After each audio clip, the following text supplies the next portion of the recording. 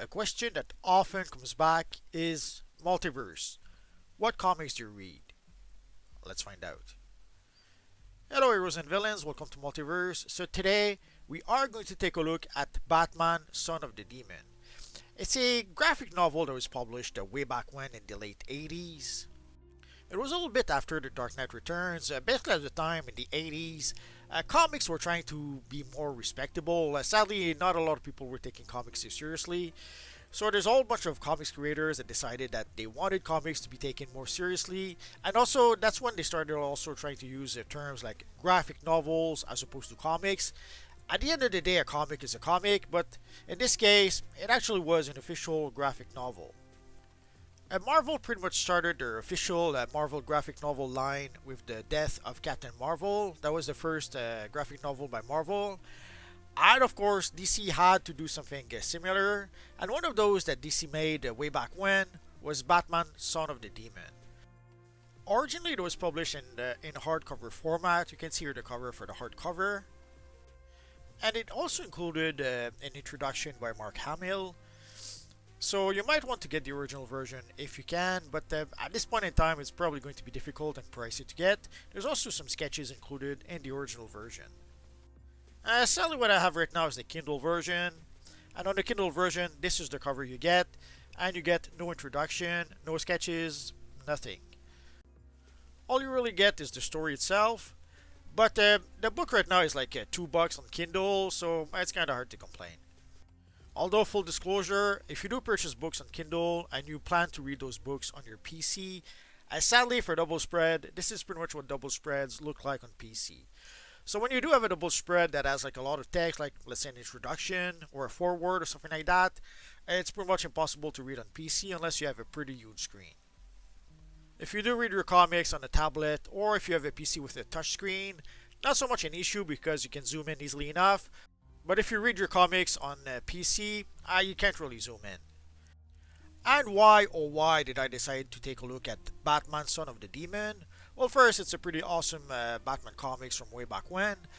But also, James Gunn announced recently that the next Batman movie would pretty much also feature Damian Wayne. And this is pretty much when Damian Wayne was created, sort of.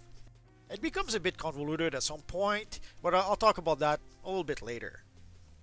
Also, we'll try to give you a taste of the comic, but I will try not to spoil everything. So we'll try to avoid the spoilers as much as possible, but there's a pretty big spoiler we won't be able to avoid. It'll make a bit more sense a bit later. So we start with more or less a little introduction to the evil Ra's al Ghul. And for those of you wondering, there's always this debate, is it Ra's al Ghul, Ra's al Ghul, Ra's al Ghul? It's actually Ra's al Ghul. It's a play of words that Denny O'Neil came up with when he created the character, Ra's al Ghul. As in, raising all the ghouls, an obvious reference to the Lazarus Pits. So if you were wondering how to pronounce Ra's al Ghul, now you know. Although in the Nolan movies they say Ra's al Ghul, in other media they'll say Ra's al Ghul. So it's a bit of a mess either way. Anyway, so our comic starts with some evil bad guys doing bad guy things, and of course the police, they don't really dare to try to stop them just yet, and then of course they call in our friend, the Batman. So of course, Batman will do what Batman does, he stops the bad guy with the cover of darkness. The book was drawn by Jerry Bingham, and this is pretty much the best artwork he ever did. Here we have a nice reveal of the Batman. And of course, in most comics, you have to show the origin story. You have no choice. So here we get a quick, sort of stylized version of the Batman origin story. At some point, comics started using the origin story from Batman The Dark Knight Returns, but they were not there just yet. I guess this was done pretty much more or less at the same time as Dark Knight Returns, maybe a little bit afterwards. And they did not know that the Dark Knight Returns would be that popular. So they did not start using the Dark Knight Returns origin story just yet when they made that comic. And then we get a quick look at a sort of origin story for the evil villain of the book, Kane. Although it's a villain that we would use only in this comic, and I don't think we ever saw him ever again afterwards, but I could be mistaken. And here they're trying to make it pretty much an epic story with some epic backdrops. Like here we got like a pretty much an evil villain lair, like something that was almost taken straight out of a James Bond movie, and I guess that's one of the things that we're trying to do way back when, especially with those original graphic novels. We're trying to get a cinematic feel to the comics with an epic landscape, with in this case with some epic layers and some epic backgrounds. So here we introduce the lair of the evil Ra's al Ghul, and not unlike what would be done with an evil villain in some James Bond movie. So here we can see how they try to provide some grandeur to the locale, to the locations. And here we get somewhat of an origin story, not so much for Ra's al Ghul, but for his wife and mostly for his daughter, Talia al Ghul. If any of you guys watched the Arrow TV show, Talia al Ghul had a pretty important role about halfway through the series. And I mentioned how I'm talking about this comic because of Damian Wayne. Technically, this is pretty much where and when Damian Wayne was conceived. Technically, Grant Morrison, when he created Damian Wayne, he did not really come up with the character. He went all the way back to Batman Son of the Demon. Basically, there was this intimate encounter between Batman and Talia, and that is pretty much where Damian Wayne was created. Although I've spoke previously about how very often creative decisions are made not so much for creative reasons, but for self-interest. Basically, I guess at first Grant Morrison thought it was cool to link the character to the graphic novel, to the comic book Batman Son of the Demon. Also, the character was already created. Like basically, at the end of the comic, Batman does have a son that he sadly doesn't know about. So Grant Morrison went back to a comic that was, I think, 20-year old at the time. He decided to go back and take, basically pick a character that was never really used afterwards, and decided that he was going to use it. It's something that we often see in comics. Sometimes creators will go but way back when.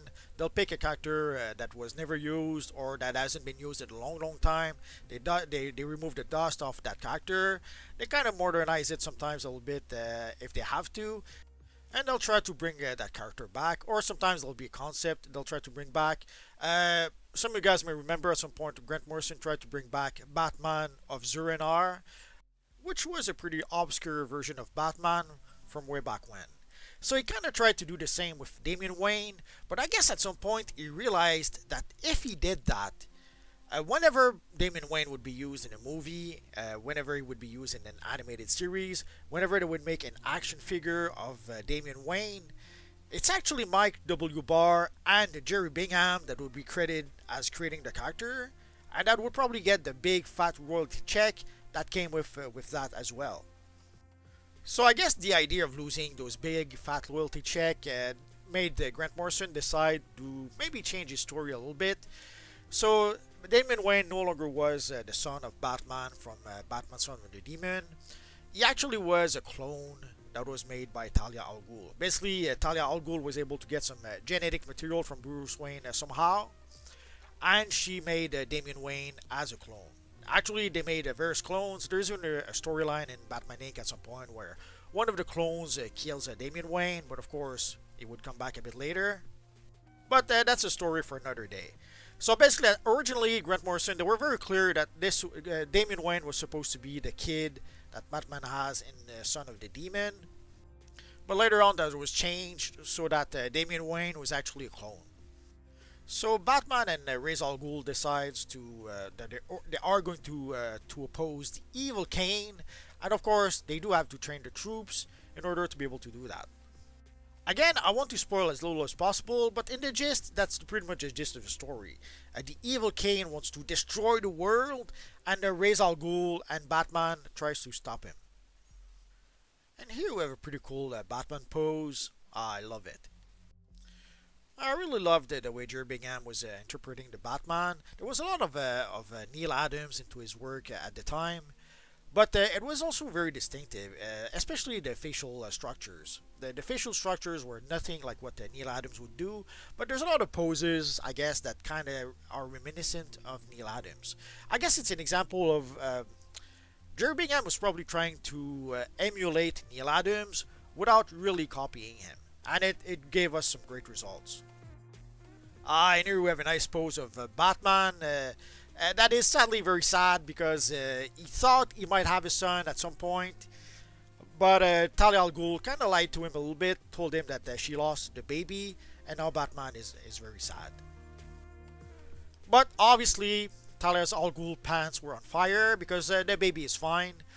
So for some reason, she pretended to lose the baby, and obviously gave the baby away from for adoption.